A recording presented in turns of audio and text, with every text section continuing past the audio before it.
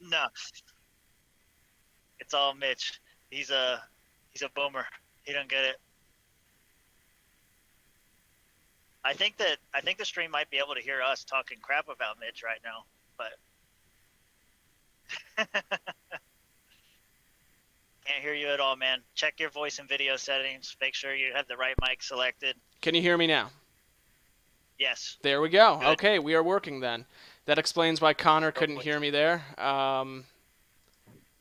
Connor, can you hear me now? I can hear you now. Okay, thank God. I was wondering why you couldn't hear me, and there we go. You guys all just saw my boomer side. Still figuring out Streamlabs and all this jazz. Yeah. So. Well, I will say, I'm driving back from Kentucky right now, and I don't have AC in my car, so if you hear buffeting, you're just gonna have to deal with it. Yeah, no problem. Anyways, as I was saying there before, which I'm probably gonna have to clip out now. Caryn Ann Harlos was removed earlier today, and that seemed to, I'm not gonna lie, I kind of thought that they had given up on this whole thing, that this was just something that they cut their losses on at this point.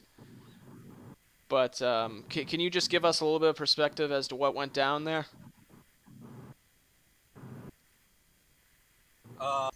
Sure I can. Well, I mean, they knew going into this meeting that this was going to happen.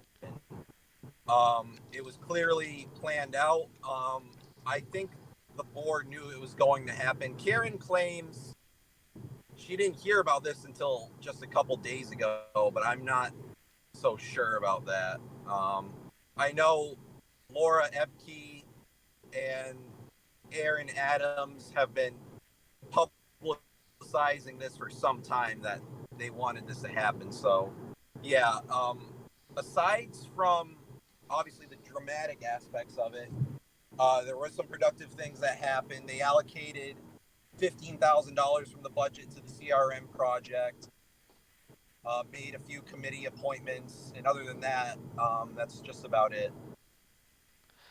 Okay, so other than what happened with Harlos being removed, it sounds like there was just a lot of very standard things that were going on. Pretty much. Okay, well that's I'm at least glad to hear that some stuff like that was happening, but I gotta say, like, with this whole thing, this seems kind of like a dumb move on their end, because I feel like they could only get this with having to, in a sense, play dirty. Like, this can't pan out well for them. Well, here's where I would like to make a delineation, and I can't speak for everyone on the board. I can only talk to what I saw and who I interacted with. I think Aaron Adams was very sincere in her reasoning for wanting Caryn off the board. If you were in the room, you would have seen that she was just really tore up and really in emotional turmoil over the whole thing. More so than I would argue Caryn Ann herself was. And I can talk about that in a little bit, but Aaron was being very sincere in that she believed Caryn had to be removed from the board. Some of the other members of the board, I think Laura Epke's line of logic behind removing Caryn Ann was, for the most part, bogus.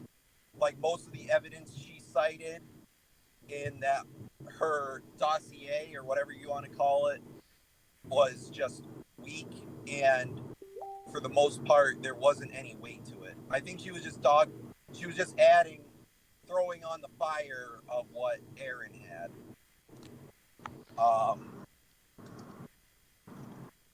And I think some of the other people in the room definitely just wanted to see Caryn gone for the gamemanship aspects of it.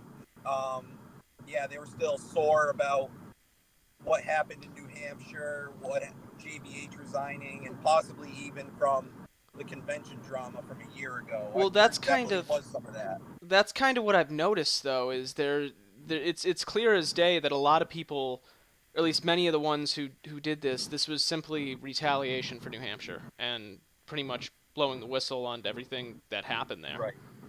I mean, Um, this didn't really come up until after that, and they haven't. This wasn't really, even though there might have been issues before, they weren't actively pushing for stuff like this before. yeah. Well, obviously, the last couple months, tensions have really flared, and that's where I think I mean, if you don't want to be charitable, if you looked at um, some of these actions in isolation, you could see, yeah, it would be bad. But if you look at the context over the last 2 or 3 months, like, I think anyone would um, act the way they did in the face of it all. And that's where people aren't being charitable. Um, and I'm not excusing anything that's gone on. Like, if we're being honest, Caryn did exhibit some, unwieldy behavior. Should she have been? Oh, I think we're starting. Should she have been removed in the way that talked to her? I don't think any of the chair, whether it's JBH or Whitney, took any steps to make any behavior corrections. Because it's like, before you fire somebody, you're going to sit down and talk to them. Hey, this needs to change.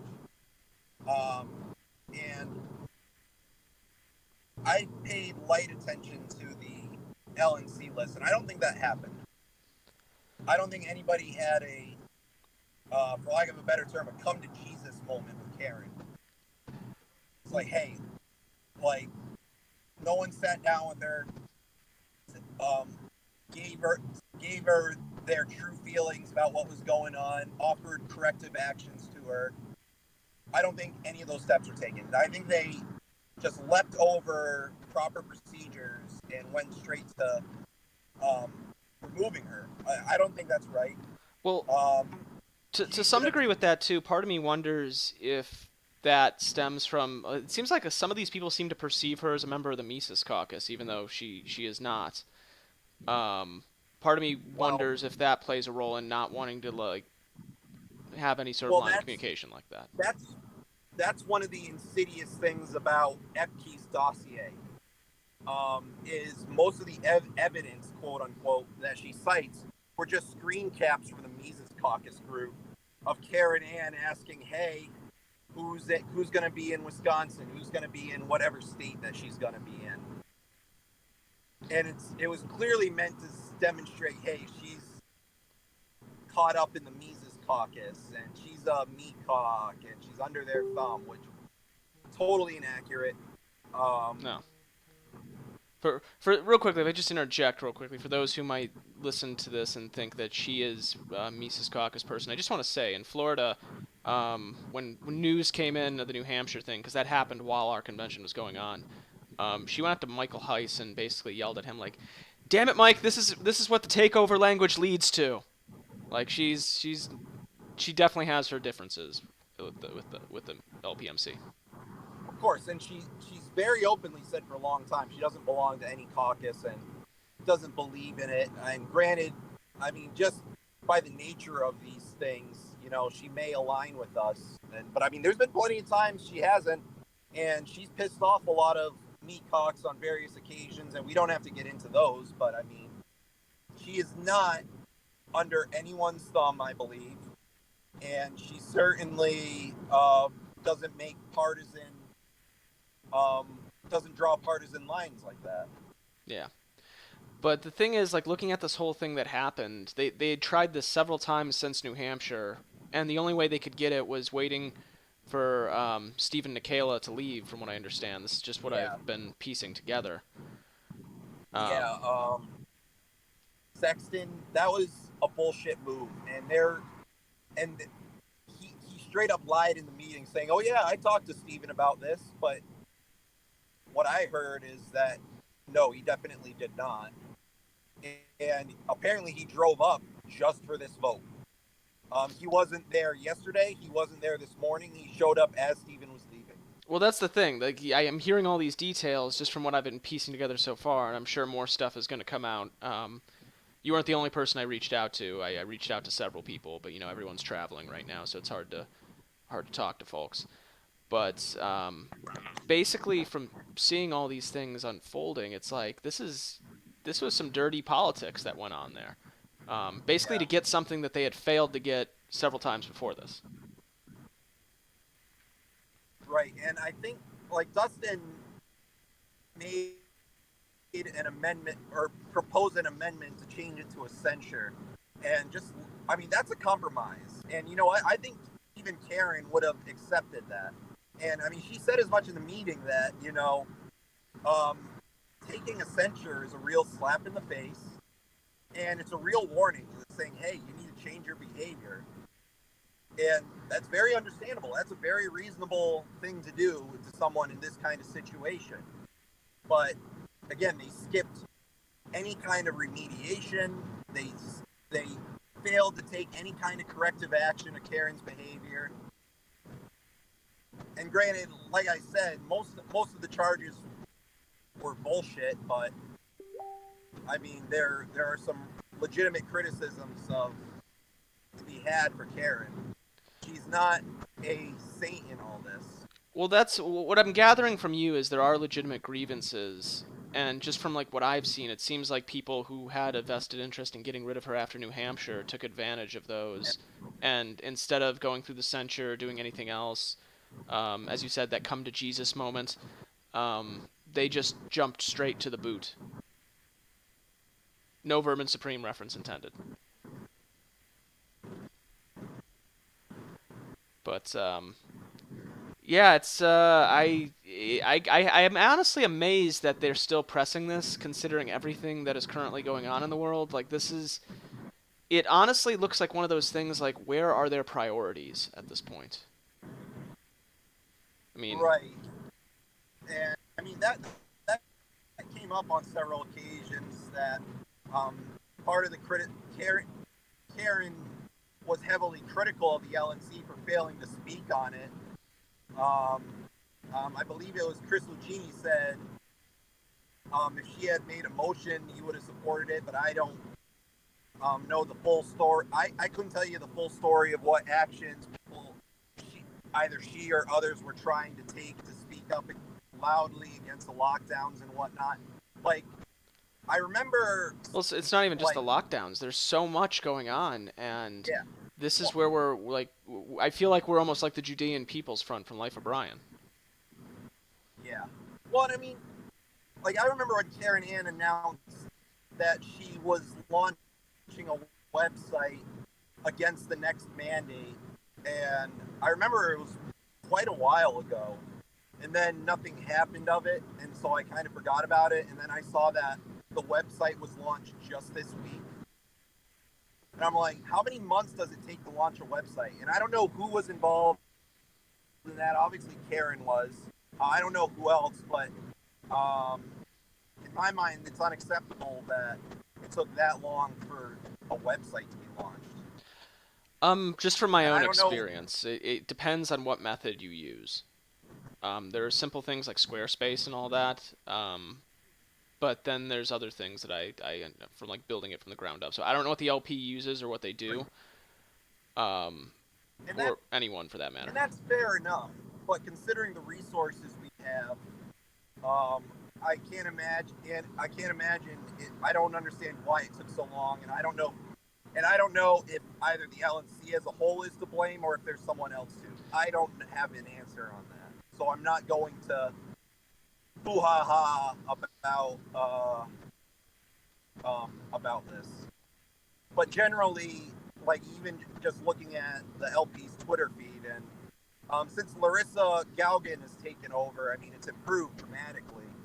But I mean the last year and a half, it just was not good enough in terms of messaging. Oh, it was And atrocious. Like that. yeah, That's and we've spent too much energy fighting each other over, frankly, asinine shit most of the time. And there's plenty of blame to go around on that. But, I mean, I think the establishment needs to own their role in this. Because if they had taken And this drama with Caryn Ann totally superseded. Like, obviously, the investigation report came out this week, and they discussed it during yesterday's meeting. Unfortunately, I wasn't able to attend yesterday's meeting. I showed up right before they adjourned for the day. But as far as I'm aware, they didn't take any kind of corrective action or any punitive action on what happened. And they can correct me if I'm wrong on this, but that's bullshit. There was very real fraud. There was theft of party resources, and there needs to be some kind of punitive action against JBH for what happened. Yeah, that was another thing too. Is those emails seem to come out and leave a little bit of a paper trail there with New Hampshire. I mean, honestly, I don't know what their game is at this point, because all they're doing is angering more people and making them more invigorated to go into Reno and vote them out. Well, I think this isn't what I believe, but I think there is some valid concern that the obviously the Necox are now totally outclassed on the LNC with Caryn gone, and who knows who they're going to pick to replace her. And that's going to be a hell of a fight too. But I think some people are very concerned that they're going to try and fuck with Reno and how the convention's executed, whether they fuck with remote participation again, or they schedule a venue that's going to require vaccines or some. Like, people are very concerned about that the LNC will intervene and really engage in some fuckery without Caryn and the votes necessary to block this shit. And I'm not saying that's what's going to happen, but I mean, people are very concerned about that. I mean, if I speak for myself, that wasn't even something I had thought of before, but now that I hear that definitely does make me very concerned for the future. That they're basically, in a way, you could make the argument that they're just trying to put up, they're fortifying the whole thing, if you wanted to put it that way. Yeah, no, that's exactly it. Yeah, that's very concerning to hear that that is a possibility. I still intend on going to Reno, but that does make me very, very concerned just hearing that, because I know that would probably affect a lot of people. I don't know that that's going to happen, but yeah, considering Caryn Ann was one of the firebrands during last year's convention fuckery, I can't help but think that, like, we already know that these entrenched establishment types have no depth that they will stop at to try and stop us. Well, I mean, it's clear that they don't have any morals. We've seen it all over the country. We saw it during last year's convention. These people have no qualms about going to really unethical, or at the very least gray areas, to get what they want. It kind of reeks of desperation in a way. Oh, it does. Like, and they wouldn't be resorting to these if they had the numbers. They wouldn't have to do all this. Exactly. And it's like, apparently, like, people are like kissing ass to try and stay in our favor, or talking out of both sides of their mouth in some cases. You know, so that when the takeover does happen, that some of these people don't get shit canned from the LNC, whether it's staff or appointments that a future chair would make, you know? Yeah. So the writing's on the wall. People are getting desperate, and they're going to do everything they can to fuck with it. Yeah, it's a crazy situation. Who do we have here? Is that Stephen Nikhaila? Hey, what's going on? There he is. That's one of the other people that I reached out to here. So yeah, we were just kind of discussing what had just happened and just some possible implications of that and everything. So, Right. Connor, if you don't mind, do you mind if we have Stephen kind of tell his take on everything real quickly? Not at all. Go for it. He's more qualified than I am. Alrighty. Cool. So yeah, guys, I just got back from Kentucky. I just got into Key West maybe about an hour ago. Just kind of getting settled here at home. But pretty much, so we knew for a while this was going to be on the line, and in the beginning, I spoke to Caryn Ann. We decided that it would be best to try for the substitute motion to, instead of removing her from the committee, work on mediation. I know. Oh, you there, Steven? You guys, you guys hear me now? Yeah, I could hear you now. Okay. So yeah, she obviously rubbed some people the wrong way. So it was a pretty tight vote whether or not this thing was going to pass. So I had plans to leave today at the noon time. So I had to leave, get out of there around 10:30. If I was not there, the idea was that we would have a vote to allow me, hopefully, to be able to speak. If not, then, either someone else can move the motions, or worst comes to worst, it's an automatic abstention if I'm not there, which is basically a no vote. Like Josh and Eric Rodstep weren't there; they abstained because they couldn't vote. It was automatically a no vote. So Region 2, we have an alternate, David Sexton. I'm having a meeting with him and the other region later. And essentially what happened is I didn't know he was going to be there. So by the time I was in the airport, he told me he wasn't coming. He showed up last minute, and he cast that deciding vote. So, not much I could have done about it unless I would have abandoned the airport last minute, because I was about to board my flight, and I thought about going back there. Even the latest flight out of Key West, or to Key West, would have been before the vote would have taken place. So either I would have had to find another airline or another airport and drive down 3 hours from Miami or whatever it was. But had I known ahead of time, I would have done that. But I was already at the airport, like I said. So, yeah, it's a weird situation, man. I wish it would have gone a little different. Steven, quick question for you. Yeah. I missed yesterday's meeting. I showed up at the last minute at the end of the meeting. Was any punitive action taken in regards to New Hampshire with the unveiling of the investigatory report? There was no punitive action that was taken. We decided to pretty much end the committee there. The big unknown is what was in JBH's emails, because essentially there was a point where JBH said that they went in and I forget what it was. He claimed something that was false on Facebook early on in the investigation, and it was later found out that he had actually deleted all of his emails prior to the committee taking control of the account. So there's no way at this point none of those emails are archived. We can't go back and retrieve them. The only way we might be able to get those emails is a subpoena to Google, and either pre-litigation or litigation, but it would have to be a subpoena if that's the route we decided to go down. I don't know if there's the political will to make that happen on the committee.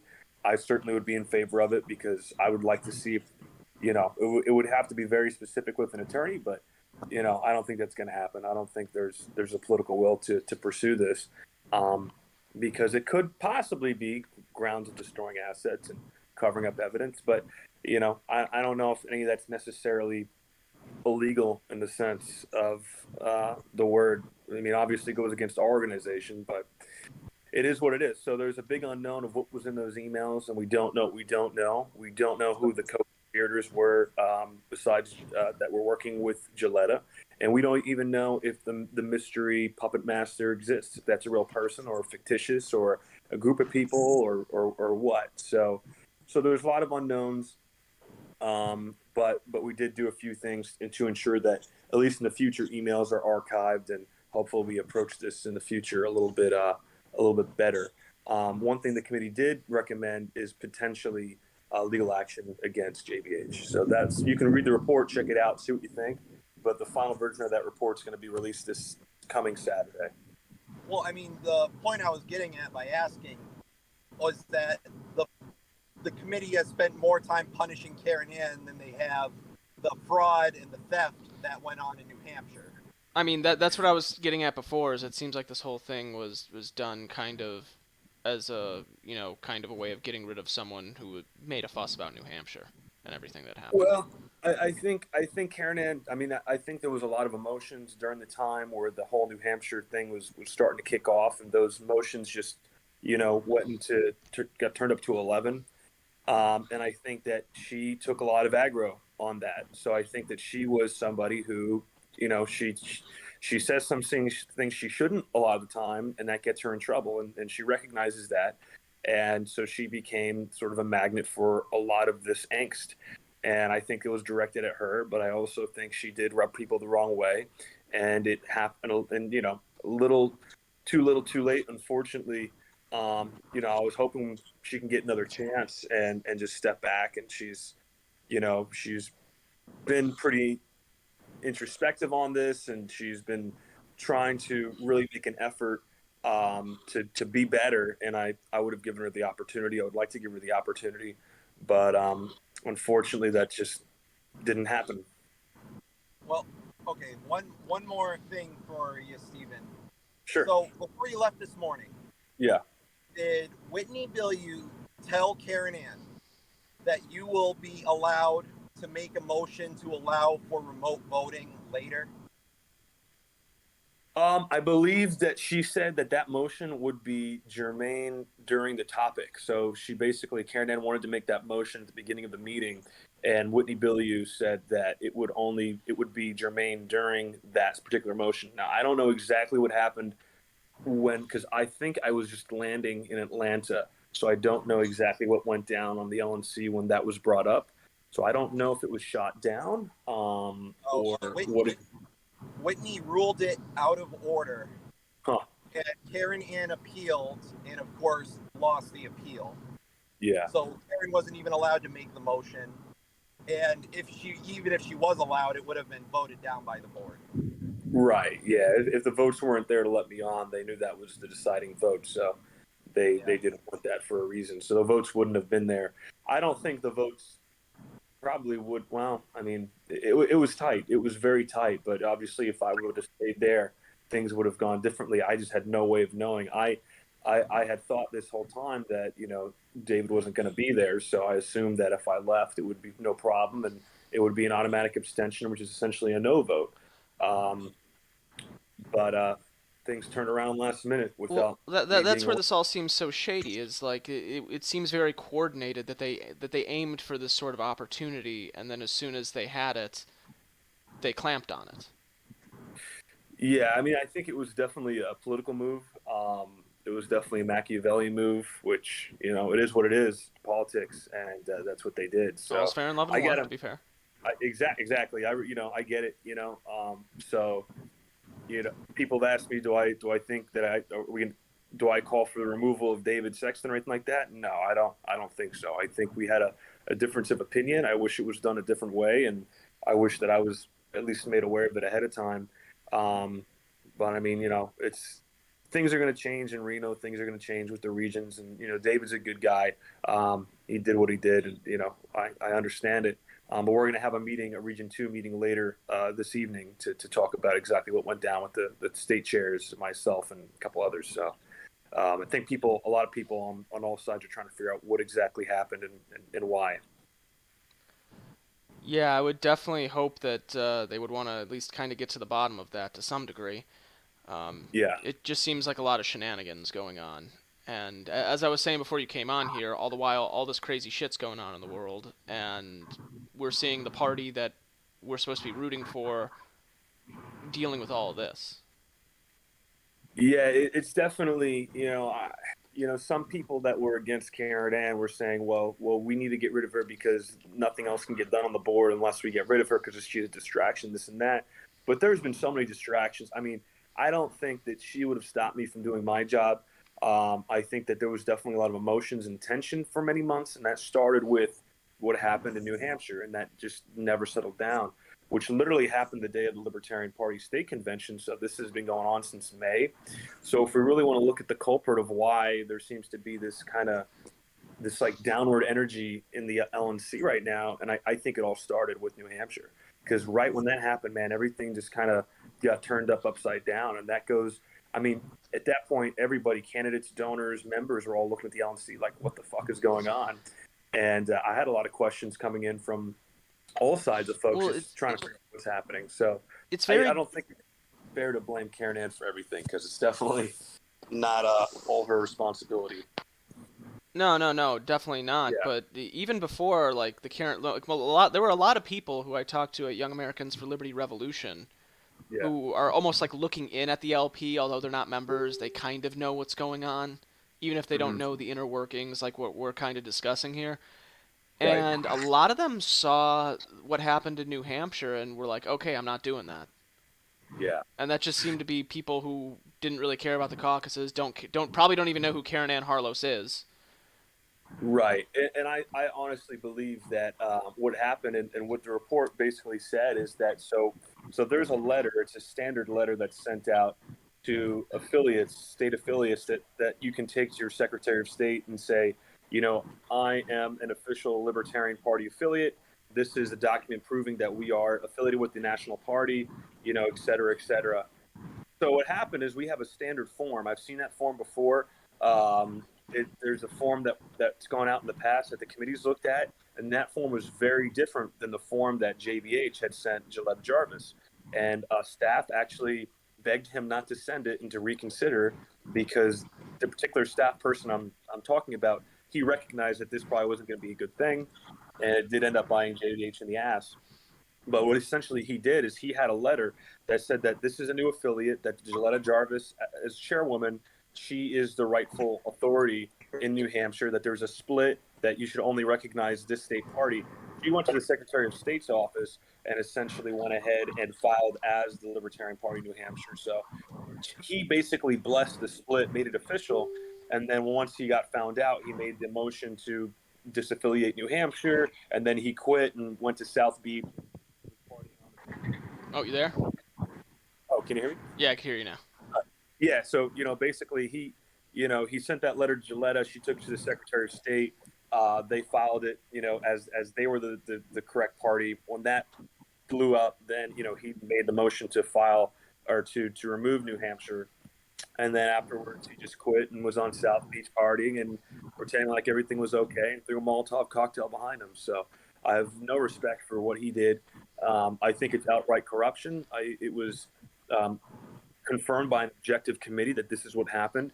And then he deleted his emails and he's also said other false statements that the committee has denied. And it was a very objective committee. And I really didn't know what to expect from that committee, but I think they did a very good job given the information, the tools that they had on hand. So definitely take a look at the report if you haven't seen So those emails, did they happen to exist on a server in his basement?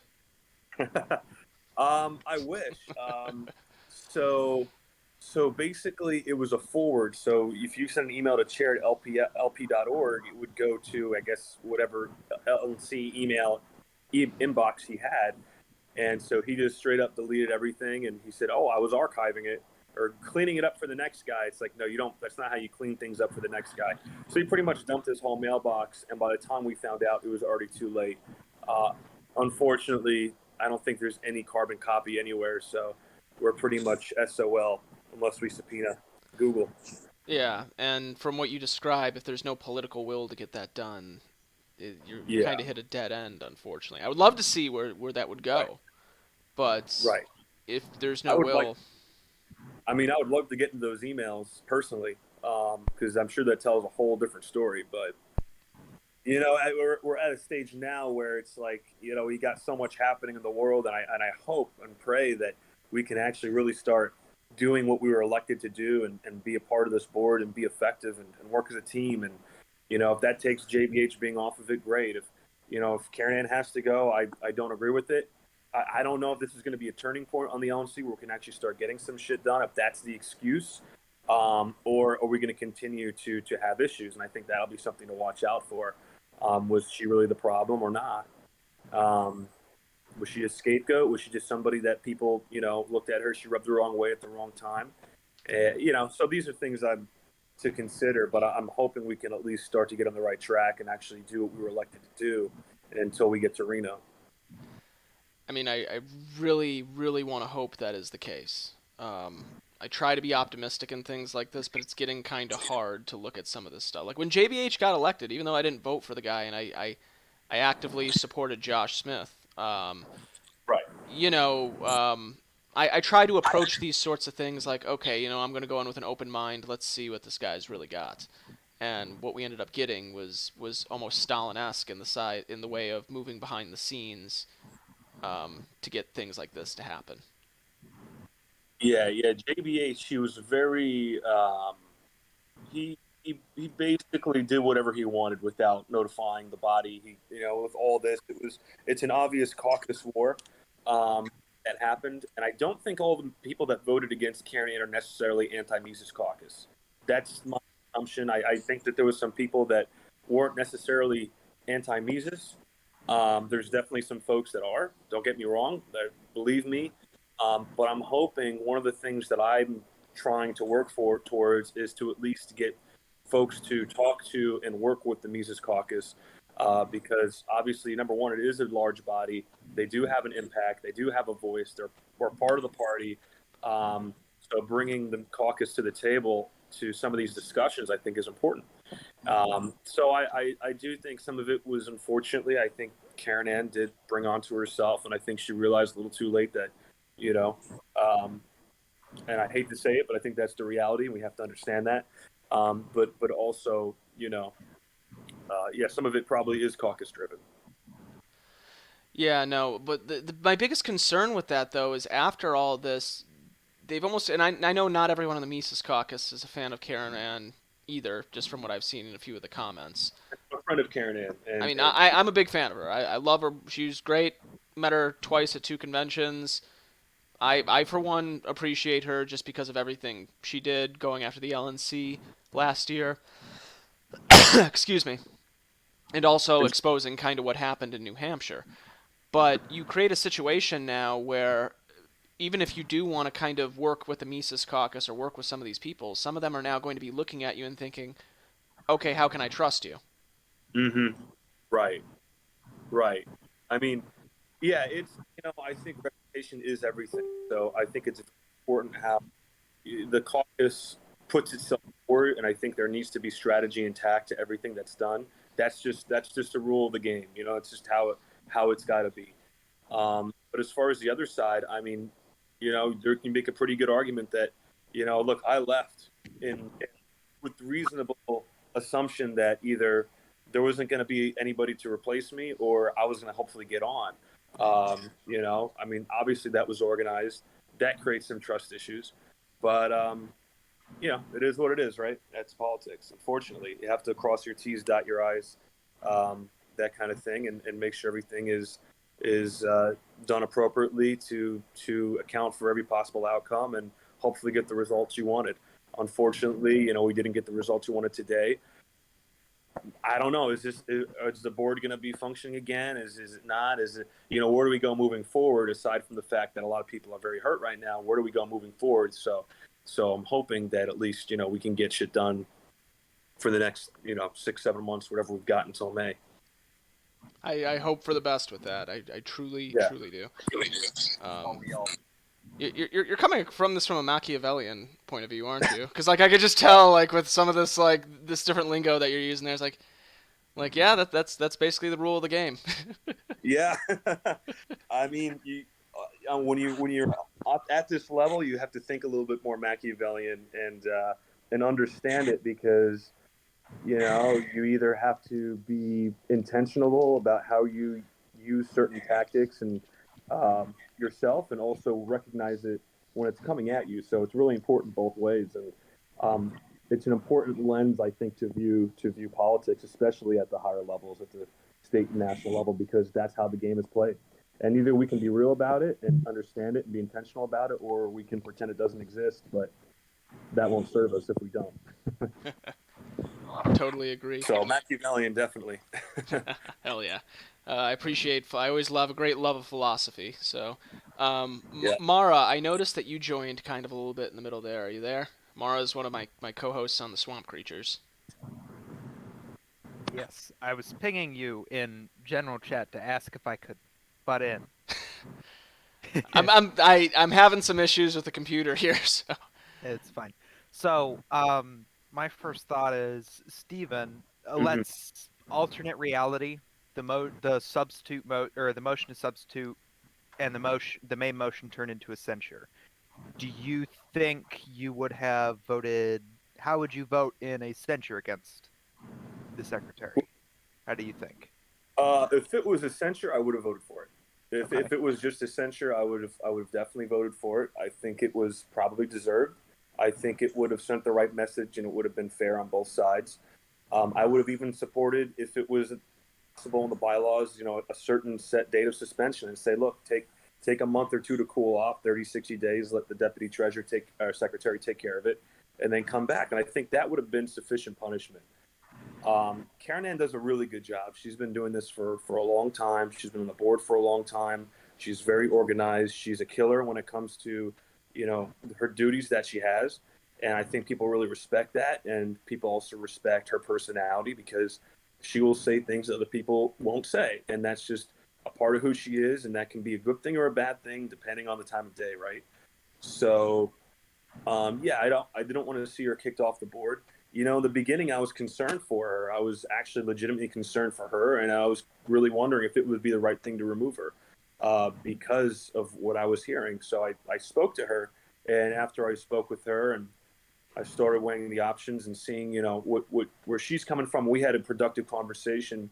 I realized, it's not right to remove her. It's, I think that she would have been, there's so in the motion that Laura Epke put forward, there's a lot of things there that I think are hypocritical and a lot of things that don't make perfect sense. For instance, she's not the only one who's broken decorum. I think just about everybody has on the board, and there's a few key individuals that have for years and have been very nasty to her. And there's been a lot of cattiness with some of the ladies on the board over the last couple terms that no one's ever said anything about. And that continues to this day. So now it's a problem, but before it wasn't. So there's just certain things that, for the sake of fairness, I don't think she deserves. And I personally even, I recognize, I said, Caryn, I think I could have done a better job stepping up and defending you. And I saw that kind of behavior towards you. And I also could have done a better job of approaching you and telling you, hey, look, as a friend, you need to cool it, or you need to, adjust your behavior in this way. Maybe you're not seeing it this way, but So, Stephen, if I may interrupt again. Sure. So there was never any kind of official action to correct her behavior. As far as official action by the board, there was a motion, I believe, by Laura Epke for mediation between her or the board and Caryn Ann. And at the time, I don't think Caryn Ann was amenable to it. She later changed her stance.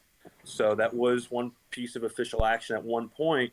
There was a motion to remove her and also remove her from all the committees, which I think was wrong.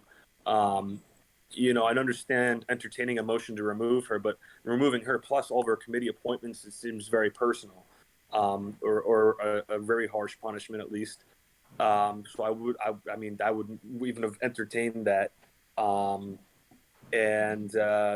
Yes, that was pretty much it. And then other than that, I think there was talks of a censure, but I don't think the motion was ever made for the censure. It was always motions to remove.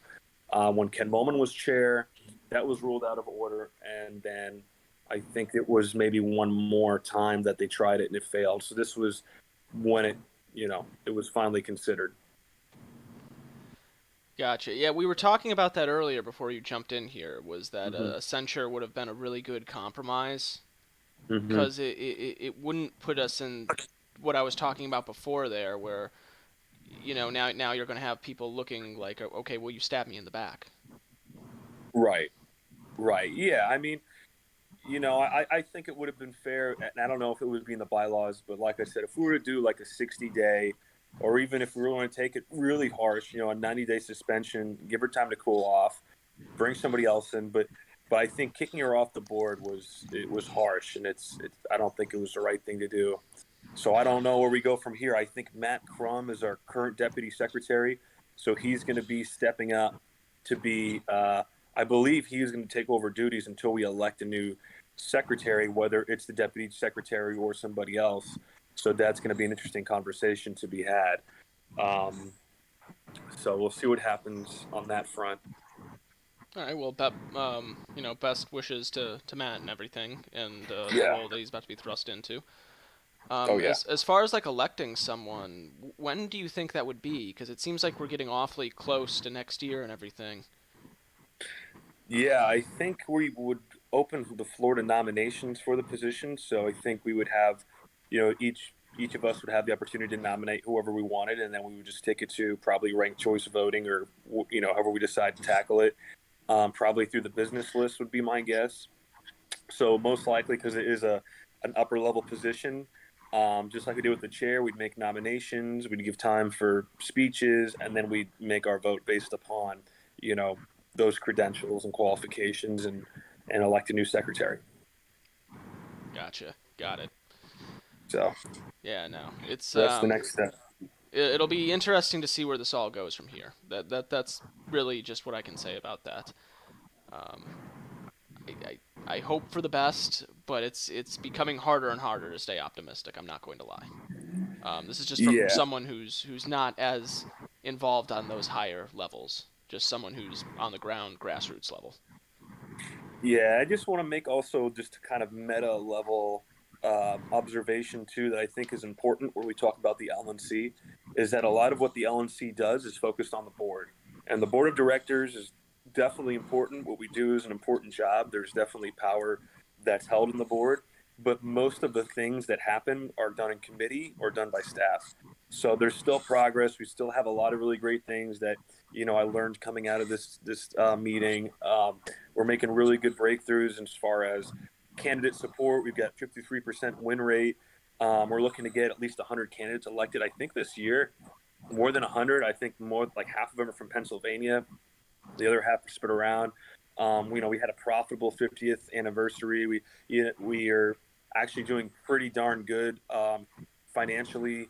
We just broke 50K a month in recurring donations for the first time. So there's certain things that are really powerful that I think are we don't want to overshadow completely, because when we just talk about all the drama and the libertarian TMZ kind of stuff that's going on, which is also crucial, but maybe not the only part of the picture. It's easy to get pretty depressed and down and say, well, if this is all that we're getting done as a national party, I just makes me kind of want to walk away. But there is, really substantial stuff getting done in the background that doesn't get nearly as much attention. Well, that is a good point. Even Yeah. here in Florida, I know we've had our successes, and we have a lot going on.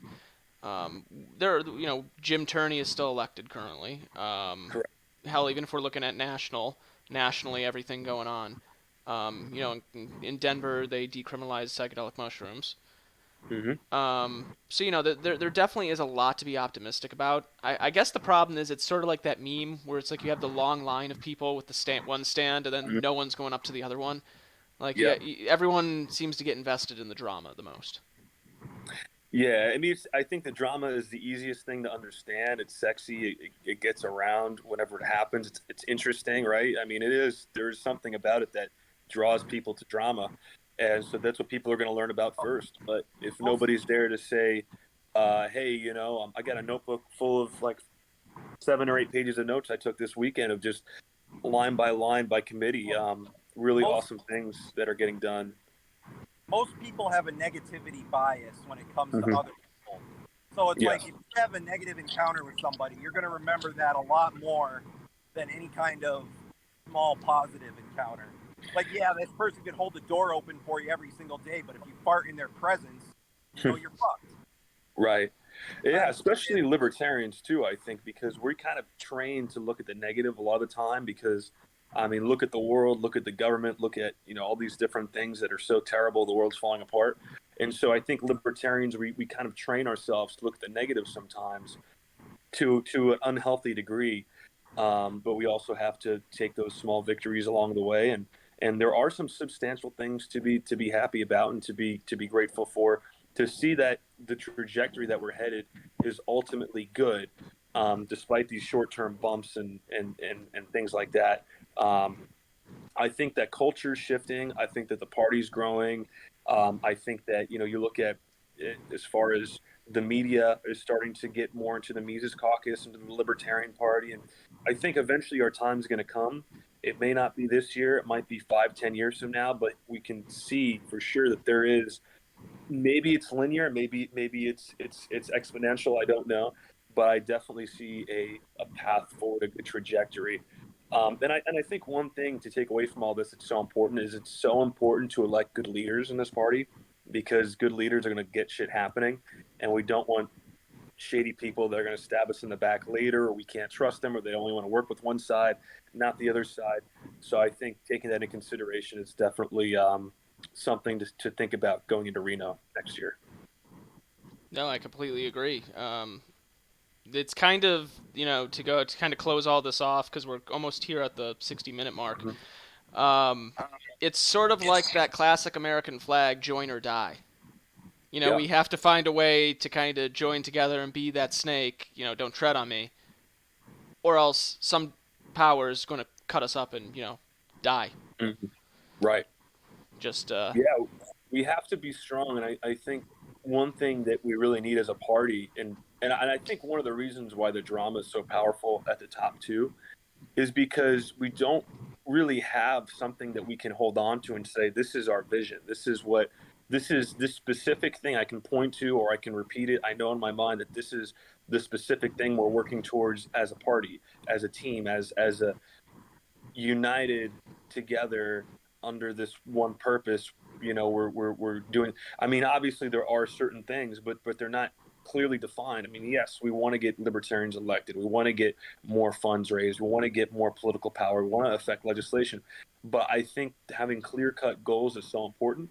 And I hope that whoever becomes chair and whoever gets on the board next time, we can come together and create a clear vision deck to unite all the sides of the party. And I would like to see all the caucuses involved in this. I want to see the Mises caucus and the Rads and the Prags and everybody to see what we're aligned on and start working that direction, because there's going to be some differences, but in priority probably, and maybe in substance. But I think that ultimately a lot of what we want is the same thing.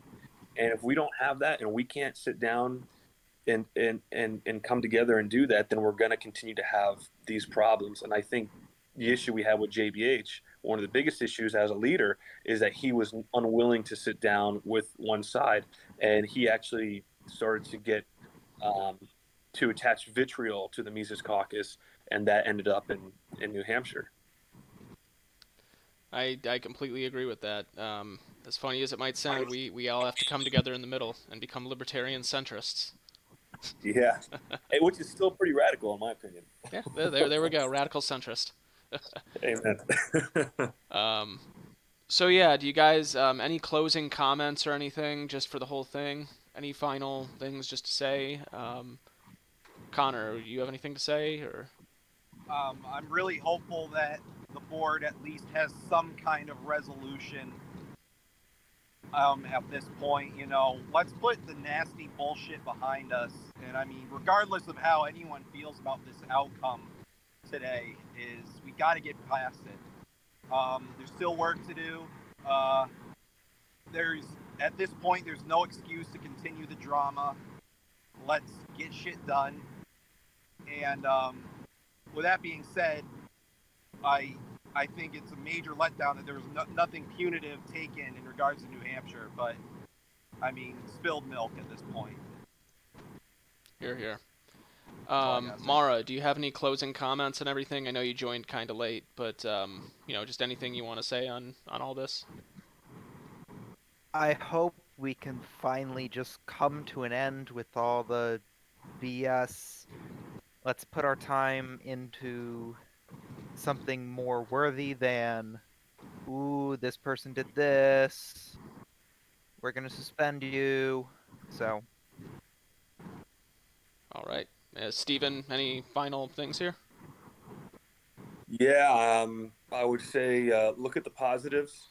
Look at the good things being done in the background. Try not to hope, and understand that this sucks. I personally wish I could have been there to have made a difference if I would have known. But it is what it is. So we'll just have to work for the future.